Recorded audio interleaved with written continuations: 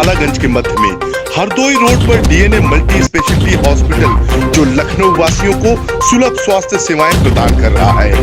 गत 1 वर्ष से लगातार 24 घंटे मरीजों के लिए उपलब्ध रहने वाला hospital DNA multi speciality hospital है। कोरोना जैसी वैश्विक महामारी के वक्त भी सेवाएं प्रदान करता रहा।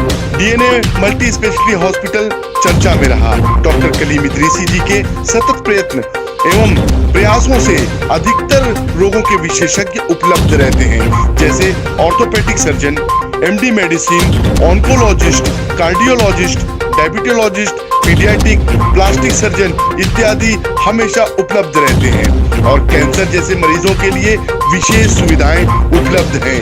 आइए आवाज प्लस के सहायक संपादक सैयद गुलाम हुसैन की विशेष रिपोर्ट। इस वक्त हमारे बीच डॉक्टर शारिफ शमीम हैं जो ऑर्थोपेडिक सर्जन हैं और केजीएमयू मेडिकल कॉलेज में प्रैक्टिस कर रहे हैं और वहीं से इन्होंने अपना मास्टर किया है सर, राइट? मास्टर किया है और वहीं पे जनता की सेवा कर रहे हैं। आइए इनसे पूछा जाए कि इन्होंने ये जो अपनी डिग्री है प्राप्त करने में कितने एफर्ट किए और क्या क्या दिक्कतें आई हैं इनकी। आइए इन्हीं ज़बान से पूछा जाए। डॉक्टर साहब, आपका हार्दिक स्वागत है, खैर मकदम है हमारे चैनल में आपका। बहुत शुक्रिया। सर थोड़ा अपने बारे में बताइए और आपने यही डोमेन क्यों चुना? मेरा नाम डॉक्टर शारिफ है, मैं ऑर्थोपेडिक सर्जन हूँ और उसकी एक वजह है क्योंकि बचपन से मेरे अंदर ये स्किल रही कि मैं चीज़ों को तोड़ता फोड़ता रहता था, चीज़ों को खोलता रहता था, स्क्रू करना, प्लास करना और हैमर करना, ये सब चीज़ें मुझे बहुत पसंद थी। तो जब मैं इंटर्नशिप कर रहा था तो मेरी कुछ पोस्टिंग्स लगती थी ऑर्थोपेडिक्स में, तो मुझे बहुत इंटरेस्ट आता था। तो इस वजह से मैंने अपना फील्ड उसी टाइम पे डिसाइड कर लिया था, मुझे ऑर्थोपेडिशियन ही बनना है, क्योंकि ये जो ड्रिल्स है और ये सब चीज़ें हैं जो मुझे बहुत ही फैसिनेट करती थी, तो इसलिए मैंने चूज़ किया कि मैं ऑर्थोपेडिशियन ही बनूंगा। सर लेकिन ऑर्थोपेडिक सर्जन जो है टूटी हुई हड्डियों को जोड़ते हैं आप तोड़ने की बात कर रहे हैं? नहीं, ज़रूरत पड़ती है तो हम लोग हड्डियाँ तोड़ते भी हैं। मान लीजिए हड्डी टेढ़ी जुड़ गई है ना, हड्डी टेढ़ी जुड़ गई तो उसे हमें तोड़ के ही सीधा करना होता है ना। मान लीजिए हड्डी इतनी ज़्यादा टेढ़ी हो गई कि पेशेंट चल रहा है तो बिल्कुल वो ऐसे करके चल रहा है, तो उस कंडीशन में हम लोग ऑस्टियोटॉमी करते हैं, जिसे हड्डी तोड़ना कहा जाता है। ठीक है, फिर उसको करेक्ट पोजीशन में लाकर उसे फिक्स कर देते हैं। तो हड्डी हमेशा जोड़ते ही नहीं, हड्डी तोड़ते भी हैं। और दूसरी चीज़, हड्डी हम नहीं जोड़ता तो ऊपर वाला है, नेचर जोड़ता है ना। और हम लोग तो सिर्फ उसको एक ऐसी पोजीशन में ला देते हैं, सीधा कर देते हैं कि वो एक्सेप्टेबल रेंज में आ जाए जिसमें वो प्रॉपर जुड़ जाए और पेशेंट को कोई ना डिफॉर्मिटी रहे और ना ही आगे कोई प्रॉब्लम हो, है ना। तो हमारा काम हड्डी जोड़ना नहीं है, ये काम तो नेचर का है। हमारा काम सिर्फ हड्डी को इतना अलाइन कर देना है और उसको इस तरह से फिक्स कर देना है कि वो प्रॉपरली जुड़ जाए और पेशेंट को कोई प्रॉब्लम ना हो। सर ऑर्थोपेडिक्स पेशेंट का लखनऊ में कैसा फुटफॉल है? बहुत ही ज़्यादा, क्योंकि आसपास के जो डिस्ट्रिक्ट्स हैं वहाँ से पेशेंट ये सोच कर आता है कि भाई हम बड़ी जगह पर जाएंगे तो वहाँ पे हमारा ट्रीटमेंट बहुत अच्छा होगा, है ना। क्योंकि पेरीफेरी में एक तो प्रॉब्लम ये होती है कि जो ऑर्थोपेडिक सेटअप होता है उसमें हाइजीन की बहुत ज़रूरत होती है। आपने बहुत सारे पेशेंट देखे होंगे जिसमें ऑपरेशन के बाद पस आ गया, मवाद आ गया, ज़िंदगी भर मवाद बहता रहता है, वो ठीक नहीं होता। तो पेशेंट ये सब चीज़ें देखने के बाद सोचता है कि किसी ऐसे सेटअप में जाकर हम अपना ऑपरेशन कराएं जहाँ पर ऑपरेशन के बाद हमें कॉम्प्लिकेशन ना हो, ऑपरेशन के बाद मवाद ना पड़ जाए। ज़िंदगी भर मवाद बहता है, ठीक नहीं होता, कितनी भी आप एंटीबायोटिक चला लीजिए, कुछ कर लीजिए, एक बार ऑस्टियोमाइलिटिस, क्रोनिक ऑस्टियोमाइलिटिस हो गई, वो कभी ना कभी लाइफ में प्रॉब्लम करेगी, पस आएगा, है ना। ये इतना नासूर होता है हड्डी का इन्फेक्शन। इसलिए पेशेंट ये सोच के आता है कि भाई हम एक ऐसे सेटअप में ऑपरेशन कराएं जहां ऑपरेशन के बाद हमें कोई प्रॉब्लम ना हो। सर आपके जीवन के प्रेरणा कौन रहे हैं? किससे आप प्रेरित होकर आपने ऑर्थोपेडिक सर्जन, आपने बताया कि मेरी रुचि रही है तोड़ना और जोड़ना, तो वो तो अलग है, लेकिन क्योंकि लोगों का ऐसा है कि इंटरेस्ट से ही आदमी जो है जुड़ता है, रुचि जो होती है, इंटरेस्ट होता है, आपका इंटरेस्ट था। तो न्यू कमर जो हैं, जो ऑर्थोपेडिक सर्जन बनना चाहते हैं, उनके लिए आप क्या मैसेज देना चाहते हैं और आप किससे प्रेरित हैं? एक चीज़ ये मैं कहना चाहता हूँ कि आपको सिर्फ कोई चीज़ बनना है ये सोच के नहीं चलना चाहिए। आप देखिए कि आपका रुझान किस तरफ है, ठीक है। आप अगर ये सोचते हैं कि भाई आपको इंटरेस्ट हार्ट के चीज़ों में है तो आप कार्डियोलॉजिस्ट बनिए या सीटीबीए सर्जन बनिए, है ना। अगर आपका इंटरेस्ट जिस चीज़ में हो उधर ही जाना है, ऐसा ज़रूरी नहीं कि आपको डॉक्टर ही बनना है। आपका इंटरेस्ट अगर किसी और चीज़ में है, आप गाना बहुत अच्छा गाते हो तो आप गाना गाइए।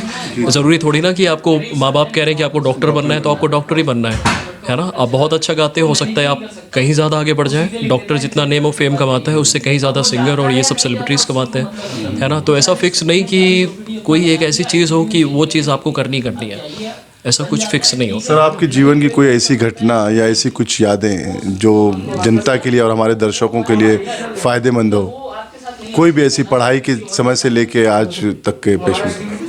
देखिए, जो चीज़ सबसे डिफ़िकल्ट रही है मेरी लाइफ में, जितनी मेहनत मैंने अपने पीजी के दौरान की है, अगर उतनी मेहनत मैंने ये कहता हूँ कि मैं एमबीबीएस में की होती या फिर उसके बाद पीजी की प्रिपरेशन में की होती या फिर अभी मैं कर रहा होता, जितनी मैंने उस टाइम पे पीजी के ड्यूरेशन में की है, तो मैं कहीं और होता।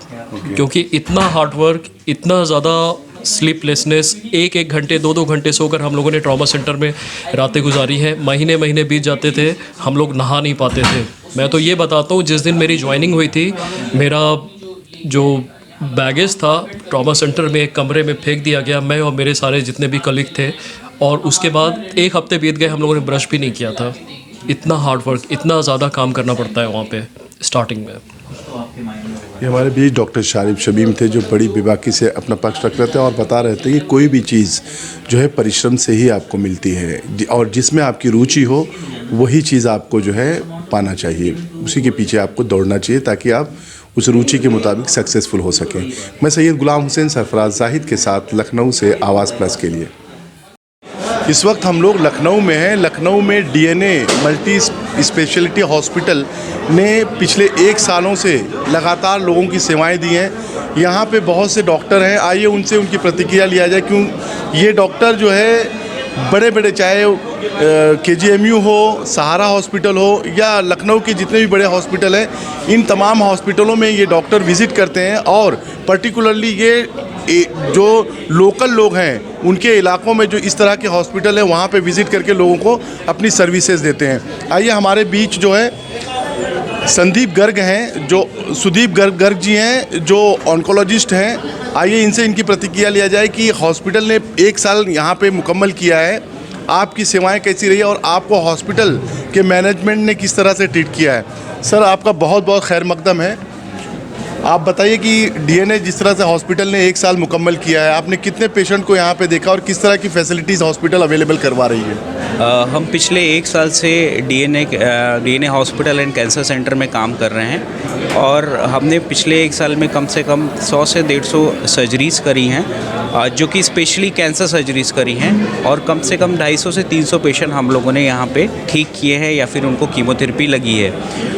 और यहाँ पे हम लोग कैंसर सर्जरीज़ तो कर ही रहे हैं, साथ में कैंसर रिलेटेड ट्रीटमेंट जैसे कीमोथेरेपी हो गया या फिर पैलिएटिव ट्रीटमेंट का मतलब है जो टर्मिनली इल पेशेंट हैं, जो अपना आखिरी समय उनको पेन है या फिर तकलीफ़ें हैं, उनको ठीक करने के लिए, उनको पेन मैनेजमेंट करने के लिए हम लोग ऐसे पेशेंट्स को मैनेज करते हैं।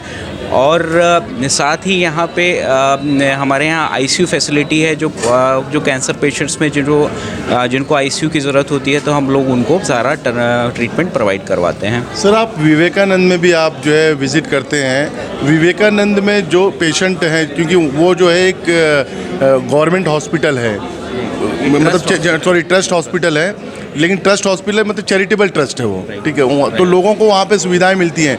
तो क्या डीएनए में जो आप बैठते हैं, यहाँ के पेशेंट को वहाँ पे रिफ़र करना या वहाँ के पेशेंट को यहाँ पे रिफ़र जिन कन्वीनियंस के हिसाब से करते हैं आप?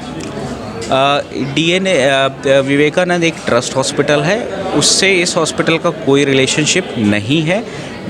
विवेकानंद हॉस्पिटल में ऑलरेडी वहाँ पे सीएम पीएम फंड, जो कि सरकारी फ़ंड के भी पेशेंट्स आते हैं और नॉर्मल ट्रस्ट के भी पेशेंट्स आते हैं। यहाँ पे ये टोटल एक प्राइवेट सेटअप है, ठीक है। इसमें मैं विवेकानंद में एज ए विजिटिंग कंसल्टेंट हूँ। यहाँ पे वहाँ पे सेवा देने के बाद में जो शाम का जो बचा हुआ समय होता है, मैं यहाँ पे व्यतीत करता हूँ और बचे जो पेशेंट्स आते हैं यहाँ डायरेक्टली पहुँचते हैं, और भी मैं बहुत जगह जाता हूँ, विज़िट करता हूँ। तो पेशेंट अपने आप से जो ट्रीट हो चुके होते हैं, वो एक के बदले 2-4 पेशेंट और भी आ जाते हैं, तो उन्हीं के साथ में एक चेन बन जाती है और वो पेशेंट का यहाँ ट्रीटमेंट चलता है। सर, केजीएमयू जो है मेडिकल कॉलेज से आपने जो है ऑन्कोलॉजी सर्जरी में अपने जो है डिग्री ली है। सर, ऑन्कोलॉजी कि जिस प्रकार से डायबिटिक जो है लोग ज़्यादा होते जा रहे हैं, दिन प्रतिदिन डायबिटिक लोगों की संख्या बढ़ रही है, हाइपरटेंशन ब्लड प्रेशर के लोगों की संख्याएं बढ़ रही है, क्या ऑन्कोलॉजी की भी पेशेंट? हमारे बीच डॉक्टर समीर बेग हैं जो एमडी मेडिसिन है, एरा यूनिवर्सिटी से इन्होंने अपना मास्टर किया है। आइए इनसे इनकी प्रतिक्रिया ले आए, क्योंकि डीएनए हॉस्पिटल में ये भी एक विजिटिंग डॉक्टर हैं। कैसी हॉस्पिटल की सर्विसेज रही है और इनका क्या जो है रोल रहा है? डॉक्टर साहब बहुत बहुत खैर मकदम है हमारे चैनल में आपका। आप एमडी मेडिसिन है, एमडी मेडिसिन मतलब आप सभी दवाएं, जैसे कहा जाता है एमबीबीएस के बाद एमडी मेडिसिन जो होता है तमाम रोगों का विशेषज्ञ होता है। पीडियाट्रिक जो है वो बच्चों का है, उसी तरह से ऑर्थोपेडिक्स हड्डियों का है, ऑन्कोलॉजी कैंसर का है, आप तो सबके हैं। तो यहाँ पे डीएनए हॉस्पिटल में कैसी लोगों की जो है विजिट और फुटफॉल रहा है? मेरा नाम डॉक्टर मोहम्मद समीर बेग है। मैं एक एमडी मेडिसिन हूँ। जैसे आपने कहा, बिल्कुल सही बात कही। मेरा काम है जानना कि मरीज़ को बीमारी क्या है, या फिर उसको दवाई से यदि ठीक हो सकता है तो दवाई से ठीक करना, अगर सर्जरी होना है तो उस डॉक्टर के पास ले आना, और अगर मुझसे नहीं ठीक हो सकता है, जैसे ऐसा ज़रूरी नहीं है कि एक ही इंसान से ठीक हो जाए, अलग अलग ब्रांचेस होते हैं। एक कार्डियोलॉजी का अलग ब्रांच होती है, न्यूरोलॉजी का अलग। तो कम से कम उसको ये बताना कि देखिए ये आपको बीमारी है और आपको यहाँ पर जाना है। ये एक काम होता है एमडी मेडिसिन का। बाकी जो जो बीमारियां हैं ख़ास तौर से जिनको हम ही देखते हैं, वो हाइपरटेंशन एंड डायबिटीज़ की हैं, जो एक शुगर की बीमारी रहती है और एक ब्लड प्रेशर की जो बीमारी रहती है, वो ज़्यादातर बीमारियां हम ही देखते हैं। सर, फैमिली डॉक्टर की जब बात आती है तो लोग ज़्यादातर एमडी मेडिसिन को ही प्रीफर करते हैं, क्योंकि ताकि वो परिवार के तमाम लोगों को सही एडवाइस दे सकें। ऐसे में आप जो है डीएनए हॉस्पिटल में आप विज़िट करते हैं, ऐसी कितने हॉस्पिटल हैं जहाँ पे आप विज़िट करते हैं? और अभी तक क्योंकि आप काफ़ी यंग हैं, कितने पेशेंट हैं जो आपके लगातार टच में हैं? देखिए, ये बात आपने सही बोली।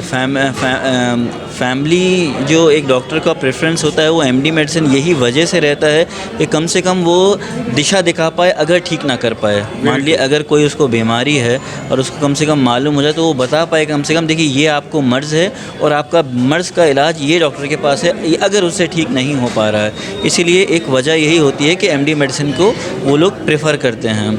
रही आपकी बात कि हम और कहाँ, इधर दुबग्गा में हमने कोई अभी इंस्टीट्यूट ऐसे एज एन सच ज्वाइन नहीं किया। एरा ख़त्म करने के बाद, पढ़ाई ख़त्म करने के बाद हमें अपना ख़ुद के बल पे अपना नाम कमाना था, तो हमने अभी विज़िटिंग शुरू किया और इस हॉस्पिटल में ज़्यादातर अपना समय देते हैं। सर, कोरोना जैसी महामारी जब हमारे पूरे वैश्विक महामारी थी, ख़ासकर हिंदुस्तान में जो लोग, क्योंकि हमारा देश जो है अत्यधिक गरीबों वाला देश है, तो यहाँ पे लोग बहुत परेशान हुए।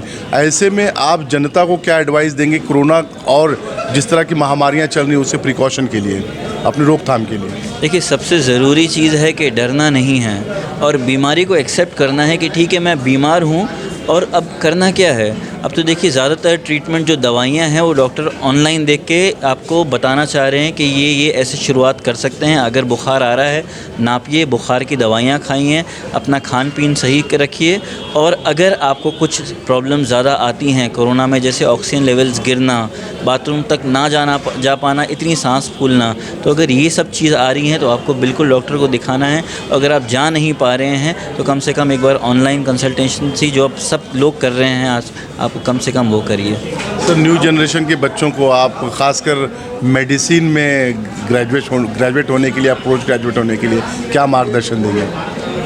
आप कोई भी फील्ड की बात करेंगे तो सबसे ज़रूरी है आपको वो इंटरेस्ट, आपको वो लुभाना चाहिए, है ना। अगर वो चीज़ आपको लुभाती नहीं है तो वो करना गलत चीज़ है। इंडिया में ज़्यादातर लोग ज़बरदस्ती करवाना चाहते हैं, माँ बाप ज़ोर थोप देते हैं। बिल्कुल सही आपने लफ्ज़ इस्तेमाल किया। अगर आपको इंटरेस्ट है तो आप बिल्कुल करिए, है ना। और अगर आपका इंटरेस्ट है तो आपका शौक़ है वो आपको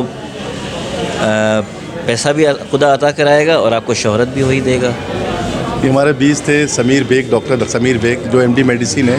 बड़ी बेबाकी से वो बता रहे थे कि खासकर न्यू जनरेशन के बच्चों को कि जिसमें आपकी रुचि हो, इंटरेस्ट हो, आपको वही फील्ड का चयन करना चाहिए। मैं सैयद गुलाम हुसैन सरफराज जाहिद के साथ लखनऊ से आवाज़ प्लस के लिए।